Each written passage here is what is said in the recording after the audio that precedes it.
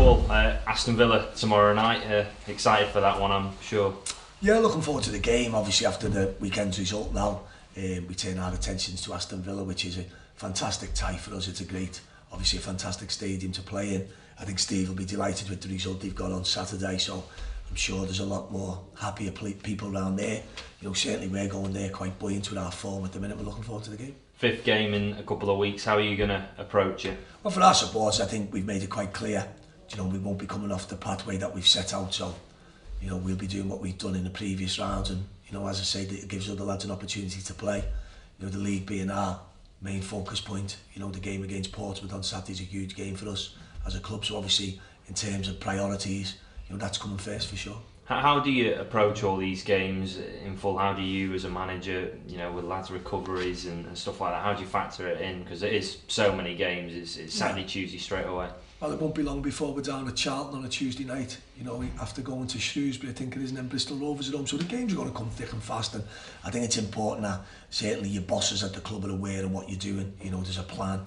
Certainly if you look at our team tomorrow night going into the game, we've got a lot of good players on the pitch, that's for sure. So it's an opportunity for them lads to show they should be playing.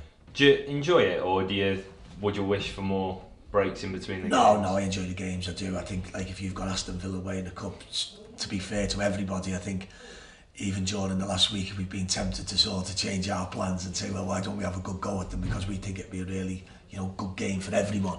I'm sure Steve's got Bristol City on the Friday night of this Friday coming up, so Aston Villa will have their own thoughts on the game. We've got our thoughts, and I'm sure both teams will do the best to give everyone a good spectacle tomorrow night. Yeah, and fundamentally, whoever plays, the chance to play at Villa Park, there you go, there's the platform for you. I think when you look at our team tomorrow night, it's a very strong team. We've got a lot of good players. Say the likes of Colclough, Gilby, Will Grigg. We're not talking about putting weakened teams out, are we? We're talking about very strong teams with lads with an opportunity now to show they should be playing. And just looking back on Saturday, it was a great start for you in that game. You must have been delighted with how things went. Yeah. No, a little bit disappointed really. I don't think we went on in the game at all. I think from half time onwards I felt we weren't the better team on the pitch. It disappointed me, our second half performance. I thought we allowed Oldham to get a foothold in the game. So looking back and reflecting and watching the game again, we're a little bit disappointed with how we've seen the game out. I felt our habits should have been stronger. We should have put the game to bed. Luckily enough, we've gone on to win the game, so I'm sure everyone will be pleased with that. But there's still a lot of improvement and a lot of work to be done. I think it says a lot for the standards you're setting, that you've won 4 games and you're still looking for more. Yeah, well, listen, I'm delighted to have won the games. No manager will sit in front of you and say any different, but from where we were at 3:20, at times in the second half, we weren't hanging on. But for me, the game should never have panned out like that. We should have been a lot stronger, so there's something to learn from that.